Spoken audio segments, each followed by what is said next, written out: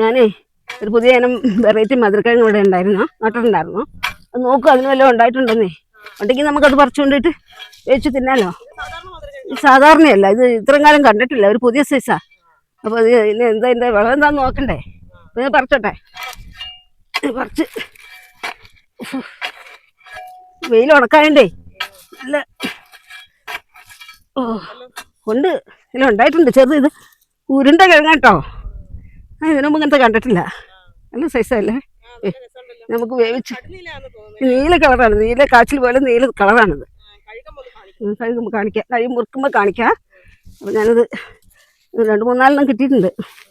പറിച്ചെടുക്കട്ടെ. എടുത്തിട്ട് നല്ല ചൂടാ.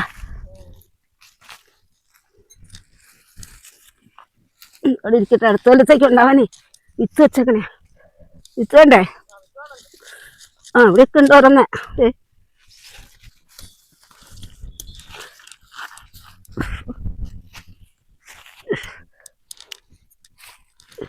ഇത് മുളച്ചു തുടങ്ങി.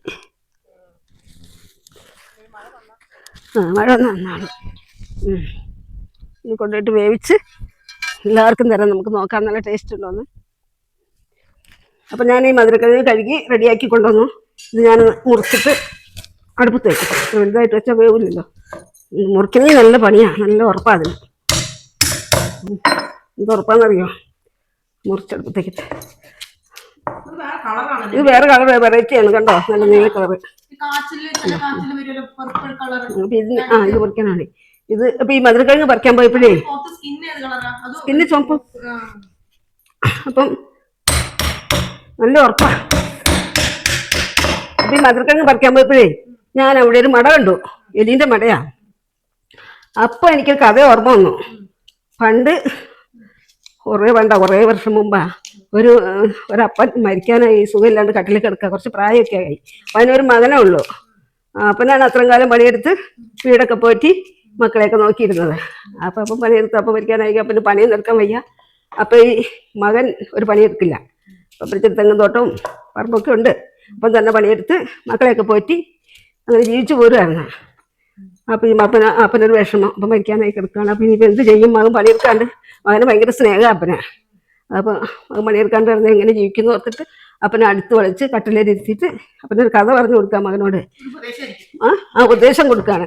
മോനെ, അപ്പം അപ്പയ്ക്ക് വയ്യാണ്ടായില്ലേ? അപ്പന് വയ്യാണ്ടായില്ലേ? നീ പറമ്പൊക്കെ പണിയെടുക്കണം. മഴ പെയ്യുമ്പോൾ നീ അതിലൊക്കെ കളിച്ച് ഇച്ചിരി വളമൊക്കെ ഇട്ട് കുറേശ്ശെ ചെയ്യണം. തെങ്ങിൻ ചോട്ടിലൊക്കെ ഇച്ചിരി വളം ഇടണം, നന്നാക്കി എടുക്കണം എന്നെല്ലാം പറഞ്ഞ് ഇങ്ങനെ അപ്പന് ഉപദേശം കൊടുക്കുക മകന്. ഈ മകൻ എന്ത് ചെയ്തു? മകൻ കട്ടിലിൻ്റെ അടുത്തിരുന്നിട്ട് ഇങ്ങനെ മുറ്റത്തിൻ്റെ അടുത്ത് ചെറിയ വീടാണ്, മുറ്റത്തിൻ്റെ അടുത്ത് മാട്ടയിൽ ഒരു മടയുണ്ട് ഇങ്ങനെ. അപ്പോൾ മടയിലേക്ക് നോക്കി ഇങ്ങനെ ഇരിക്കുമ്പോൾ ആ മടയിലൊരു പാമ്പ് വന്നിട്ട് ഇങ്ങനെ കയറുന്നുണ്ട്, ചേർപ്പാമ്പ്, എലീനെ പിടിക്കാൻ വേണ്ടി. മടയിൽ വന്നിട്ട് ഇങ്ങനെ കയറും, അത് പിന്നെ താഴോട്ട് ഇറങ്ങും, കുറച്ച് കയറും, പിന്നെ പുറകോട്ട് ഇറങ്ങും, കയറലും ഇറങ്ങലും ഇങ്ങനെ ആയിട്ട് ഇവനിതും കണ്ടുകൊണ്ട് ഇങ്ങനെ ഇരിക്കുക. അപ്പോൾ ലാസ്റ്റ് പാമ്പ് ഇങ്ങനെ കയറി അപ്പൻ ഇതിനെല്ലാം പറയാനുള്ളതെല്ലാം പറഞ്ഞു മകനോട്.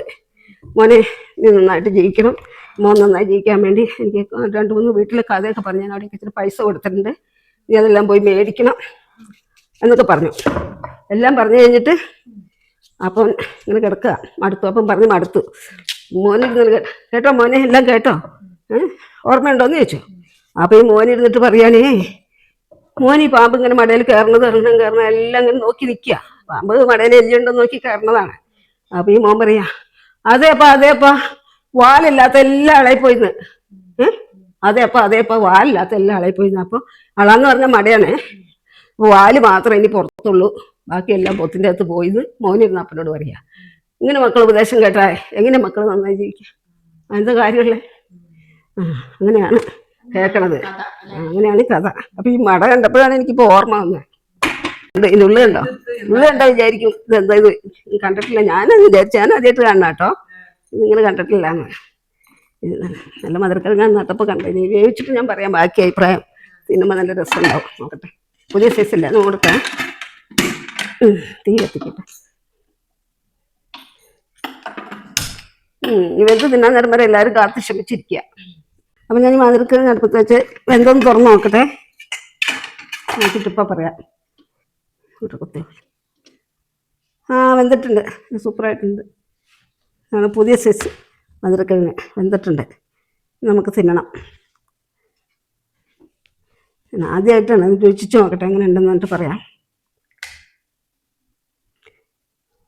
നല്ല ചൂടുണ്ട്.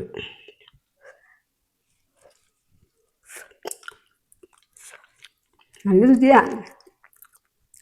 എല്ലാവർക്കും തരാം ഒരു കഷ്ണം വന്നു കഴിഞ്ഞാൽ. നല്ല ടേസ്റ്റ്. ഈ ചൂടുമുണ്ട്, നല്ല ടേസ്റ്റും ഉണ്ട്. നല്ലതാണ്, നല്ല സാധനം.